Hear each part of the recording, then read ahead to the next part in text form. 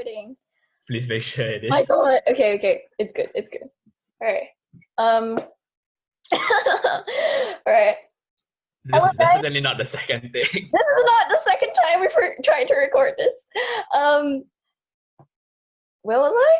Yes. Hello. And we have a guest on our show today, and we'll be talking about privilege and what it means for like each of our lives. Would you like to introduce yourself? Yeah, definitely. Hi everyone.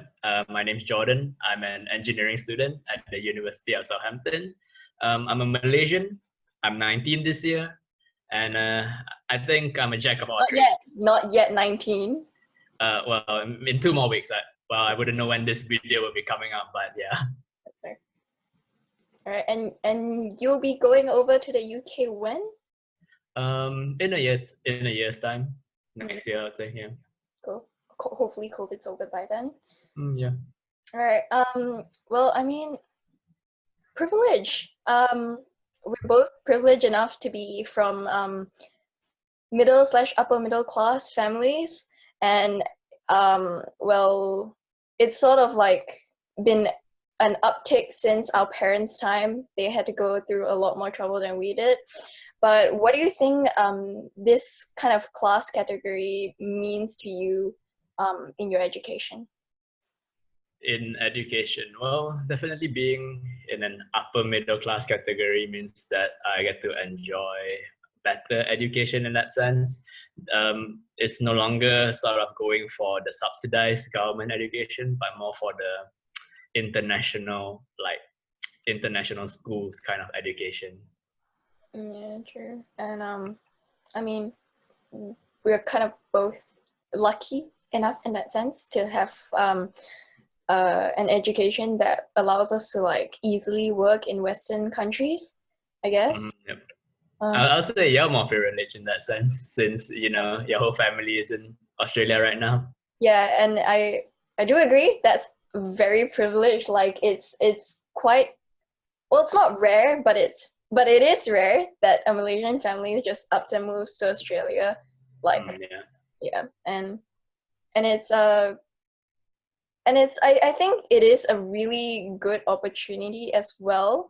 But again, you're kind of like, if you don't agree to go back to Malaysia to work, you're basically severing ties with your home country. You might go back to visit and you might go back to eat the food, but you'd never sort of live there again if you don't. Yeah, but I think that is the unfortunate reality for most students who would be going to another country to study. Yeah. It's sort of like leaving the nest, I would say. Most of the time they would decide to stay there and only come back occasionally, because honestly there is not much benefit of working, returning to where you're from and working. Definitely there wouldn't be as many career opportunities or like finance opportunities. The best you probably have is maybe the nostalgic factor, or like a more grounded network if you return home. I would say so, yeah. My dad sort of says like, if you're an entrepreneur or like a self-made sort of businessman/woman, it would be pretty good for you in Malaysia if you like really worked for it. But if you wanted just like a chill life and a normal job, like Western countries would definitely work better.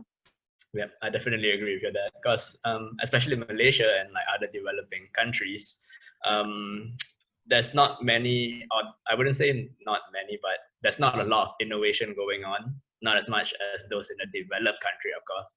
So like if you can bring what you have learned in a developed country to where you are from, there's definitely a lot of opportunities that allows you to start your own business there. Yeah. And what do you think? How do you think going to uni will sort of like the privilege of being able to go to uni? What would that mean for you in the future, like in your profession? Honestly, if you ask me, I believe that getting a degree isn't very important. But for me, one of my own personal life goals is to get a doctorate degree. That's why I'm actually like pursuing this path in the first place. But a lot of people definitely say that you need a degree if you want to get a job nowadays. But like what I said, fundamentally, is like what you really want to be. If you have the privilege of getting, of having the chance to pursue whatever you want, if you have the privilege of having like understanding parents or whatever, and you decide to be like an artist or a content creator or like an entrepreneur, you don't actually need a degree for all these things. A degree is just a fancy piece of paper, honestly. That's true, that's true. And like some engineers also, well, they need the engineer accreditation somehow, Definitely, yeah. but like there are other ways to go about it than just straight like into an undergrad master's degree, that sort of thing. Yeah. I also think that it's a very like it's a well, it's not uncommon, but to have the privilege that to not be needing to pay for like our own uni fees, like we don't graduate with like $300,000 worth of debt or something. And yeah, I don't know, like having parents that like are sort of like have good jobs and know how to manage their money is also something that like really like pours into all this kind of uni stuff. Definitely. I mean, both of us were in the, as we said, the upper middle income kind of thing. And that's honestly one of the best privileges there is, to have the freedom from money. It's sort of like, it's very, what's that called? It gives you a lot of chances to, you know, do whatever you want. You don't, without the fear of like not having enough money, or like figuring out there's no food on the table. There's no, yeah, we don't have those kind of worries. We're privileged in that sense, as we can focus on the non-essentials. There's a lot of people out there who are like struggling to make ends meet, you know. They're struggling to pay their rent, they're struggling to put food on the table, and that's definitely very unfortunate in that sense. Yeah. And like I kind of heard this once on like the like this podcast, The Financial Diet, and what she basically said was like what did she say? Huh. But she said like the ultimate privilege, ultimate financial privilege is to have like a second choice. If you mess things up the first time, like it's a huge privilege to get a second chance. Like let's say you don't like your degree, you can change it. You don't have to like drop out of uni completely because you don't have the money to do it, you know? Yeah, definitely. Yeah. I mean, any second chances is a privilege, because if you ask me, it's very hard to be successful on the first try. Failure is always the path to success. So if you have the privilege to keep on failing, then by all means go for it. Yeah, failing is still a huge thing for me. Like well, it doesn't feel good, but it helps you learn, and it's a privilege to be able to fail. Yeah. So hold on a second. My Christian's on my phone. All right. So what do you? Okay. So what do you think about having a part-time job as a student? For me, what do I think about it? It's not necessary for me, and that's a privilege. For some, it's a must for them, because they need to like pay for their education and stuff like that. It's definitely depending on, like, there's definitely pros and cons to it. If you don't work, you have a lot of time, you won't be as stressful, but you are losing out on the chance of gaining valuable work experience, which may better your chance of finding a job after your degree. Yeah. Yeah. And it's and it's great to be able to work without the pressure of like rent and electricity and food. Yes, definitely. Yeah. And do you think like I think okay, I've always considered this a huge privilege for me, but being able to join like societies and clubs and stuff without having to worry like, is my time going to be like eaten up by this, you know? Like, does that make sense? Well, if you value your time a lot, then I would say yes, you're privileged in that sense to have free time to spend on Like, those societies. Yeah. But I wouldn't exactly consider it a privilege to be able to join certain societies, because it's not like you have to pay to enter those societies, right? well, Uh, well, hmm. well, but yeah, I guess, okay, I get what you mean. But I was thinking slightly different. Like it was more like a if I had a job, like if I had a job Oh, that then you wouldn't be able to join. yeah, yeah, Okay. yeah. Um. In that Then that still boils down to the fundamental issue of money. Like, if you don't need to go to, if you don't need to find a job in order to make money, then you're privileged in that sense. Mhm. But I wouldn't extend it to the point of you joining a society, which means that you're privileged. Okay, that's okay. Yeah, that's true. Like it's literally always how you spend your time. Like if you don't have time, you wouldn't do anything else. Yep. Yeah. Okay, so I wanted to ask you about what like the differences in our gender like well gap, I guess. Like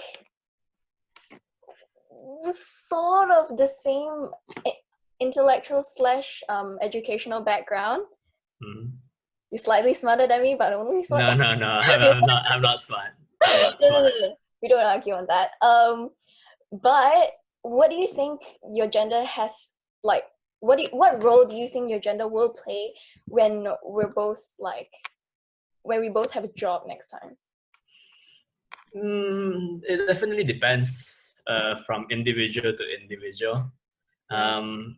Definitely, gender discrimination isn't uh, as much today as it is like centuries ago. There's definitely been great strides to like closing the gap in terms of being picked for a job, the salary, the working hours, and stuff like that. It really depends on the employer that we are going to. Like, let's say both of us are going to the same employer. It depends on who this employer is. If the employer is more traditional in that sense, then I may have the privilege of being like picked over you because of the employer's perception of like, engineering is a male dominated like, industry. But it's definitely good to hear, especially for I wouldn't say especially for anyone, but it's good to hear that every industry, not just the engineering industry, is starting to improve the gender equality issue. Yeah, I do agree. Like it's something that's like it's still prominent, but it's not as much now that people are actively trying to like combat that kind of view that like oh Yeah, yeah. but I think that like even though we're combating it, it's sort of like the issue is still there because it's ingrained into the culture. Like, Yeah. I'm pretty sure, as you can tell, even in our cohorts, the percentages of females are like drastically like very, very low. Yeah, I can walk into a tutorial and there's like another girl sitting right at the back, and I join her, and the rest of the room is like guys, and I'm like, why am I? Yes. But yeah, I had a couple like I had a talk with a couple girlfriends yesterday, and we were like talking about how we as women also perpetuate that kind of like the view. Sorry, 1 second. I'm gonna pause the recording. Okay. It's recording. Should remind me again? You were talking with a couple of your girlfriends yesterday about how you're like perpetually something. Yeah. Like perpetuating like the idea that we're not as good as the other gender, because like no, this is like a real thing. Like it's like you, Okay. even if you have like like similar experiences as a guy, let's say you like walk into a presentation, right? And and you don't know who's speaking, like you or presentation partner, like the first thing I would think of is that like, oh, because he's more confident, he should be better at presenting the ideas and the talk about all these kind of things, right? But that's but well, I mean, it doesn't have to be true, but that's kind of like the thing that's kind of ingrained in us since primary school and stuff. Yeah, I see. The more boisterous one, the one who's more confident, will know more, you know.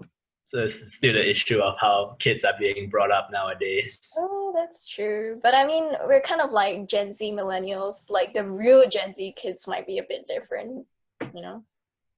There's definitely a lot of room for improvement there, especially for future parents. I mean, you shouldn't encourage, I mean, you should, but you shouldn't force them to stick to their own stereotypes. You can just let your kids be who they want to be, you know. It doesn't matter if a boy likes to play with dolls or if a girl likes to play with cars or whatever. Just let them do what they want. I think, okay, now that is also another privilege. Like, I think that's another privilege because like there are a lot of parents nowadays who are like pretty open about that stuff. Like, Yep. Literally whatever their kids want to do, whatever their kids want to be. But also there are some parents who like say that, but then end up giving like, you the eye and like staring you off when you yeah, want to do something. That's kind of the thing. Like, it's still kind of in our society, especially. Well, yeah. All right, but yeah, I mean, all these things we can talk about them, but really, it will take some time to change. It's not like an overnight kind of thing. This kind of change in society would require us. Sorry, we're kind of like cutting off a bit. Okay. Can you say that again? Okay. What I was saying was that this kind of changes to society is it doesn't happen overnight. It's more of like you can only begin to see the effects in like a decade or in centuries to come. So it's like we can talk about it, but unless people actively start to like, you know, enforce it, it's gonna be there's gonna be little to no effect. Yeah. I think a lot can change in one generation though. Like yeah, like let's say that strikes the earth and we get wiped off. Yeah. I'd love to be one of those dinosaurs. Give me some fossils in the ground. Yeah, no, I wouldn't want to be one of those dinosaurs. No, I like living. Yeah. I mean, yes, living is nice, but have you ever experienced getting like blasted to bits by a meteorite? Let me try to remember. No, I don't think so. No, yeah. Okay, that's fine, I guess. But it's first time for everything. I do have one more question. I might not have one more question. Well, I mean, okay. I do have one more question. So we as a 2020 generation. I think the internet's cutting out again. Hold a sec. Yes. Yeah, cool. And I just had my Wi-Fi upgraded. Like, I mean, we upgraded to MBN. Anyway, so it's like we're in this sort of like technological boom, and like finally people are starting to take global warming for reals, you know. And do you think it's part of our privilege and our responsibility to like make a change? Because look, if you're if you're basically struggling to get by, you have no time to even think of like changing the world and stuff like that. So would you say that for us, like for our generation, and if you have like the funds and money to do so, we need to do something for the world, for other people? Well, to quote Albert Einstein, those who have the privilege has the duty to act. And honestly, if you're privileged enough to be in the upper 50% of the world's population. Like if you have access to the internet, if you have access to clean water, if you have free time, if you have access to free time, I'm pretty sure you're already better than like the majority of the world's population, or at least better than 50% of it. Because you have to know those people, like maybe the children, or like the poor in Africa who don't have enough food, or they don't have access to clean water, or they don't even have internet. That's definitely, they can't really do much to help. They need help. For people like us who are spending our time making, watching, or doing nothing, we have the sort of that beauty of, you know, making the world a better place, not only for us, but for the others. The human race. Yeah, but for okay, I'm not quoting Michael Jackson. This is from my own, you know, brain. Yeah. Okay. But yes. Yeah, we do have a. It's like how the rich pay more taxes, you know, like. Yeah, the rich pay more taxes, but are they really helping though? I would say. Look, I don't know how the government like allocates its funds or like stuff like that, but yeah, I would assume that if like let's say governments use the money for the causes they most are they think are most like in need, I think yes, it's super important for all of us to like pay as much taxes as we can, but also I feel like for rich people, if they had like a philanthropical kind of outlook on life, they could do better with some of that money themselves. Definitely, yeah. Yeah, than just giving it to the government. There are definitely a lot of philanthropists, like good philanthropists, like Bill Gates and stuff like that. Like they are actually helping the world. But the thing is, it's not enough. We need more people like that, and not just from the rich, but I'm pretty sure even the upper middle income sectors, such as us. I mean, we don't have to give away millions or whatever, but we can definitely put our experience and our knowledge to use to make the world a better place. In that vein, would you do something like Engineers Without Borders? Like, do you know what they are? Yeah, Engineers Without Borders is sort of like they go to like other countries who needs help with like, you know, like engineering stuff, right? Like yeah. But would I do something like that? Is it? Yes. I wouldn't exactly become a volunteer. I'll definitely, if I have the agency to, I would say, I'll definitely do something on my own accord. Like, you know, because I'm always more business orientated, I would definitely try to do something to help them in my own way. Yeah. I had this class like last year, and it sort of like pointed out the fact that sometimes when we do something to help people, it's not helping them because we don't really ask them what their problem is first. Yes, that's definitely an issue. Yeah. It's sort of like how everyone donates clothing, and like the people who needs food are just receiving more and more stacks of clothes. And it's like, can I eat this? Yeah. Yeah, it's weird. But yeah, I mean, main takeaway: if we can do something, we should. So it's as easy as that. Yep.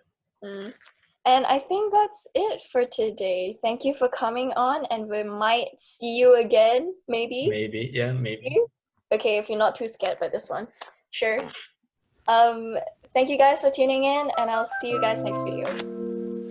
Alright. I couldn't stop.